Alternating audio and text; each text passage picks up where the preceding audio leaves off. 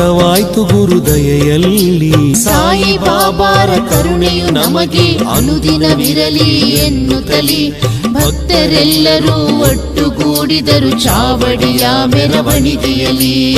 ಸಾಯಿನಾಥ ಮಹಾರಾಜ್ ಕಿ ಸಾಯಿನಾಥ ಮಹಾರಾಜ್ ಕಿ. ಭಜನೆಯ ಮಾಡುತ್ತ ಜಯಘೋಷ ಹೇಳುತ್ತ ವಿಧ ವಿಧ ದೀಪವ ಬೆಳಗುತ್ತಲಿ ಪಲ್ಲಕ್ಕಿಯ ಸಿಂಗರಿಸಿ ಶ್ಯಾಮ ಕರ್ಣನೆಂಬ ಕುದುರೆಯ ಸಾರಥ್ಯದಲ್ಲಿ. ಚಾವಡಿ ಮೆರವಣಿಗೆಯು ವೈಭವವು ಶಿರಡಿಯ ದಿವ್ಯ ಕ್ಷೇತ್ರದಲ್ಲಿ.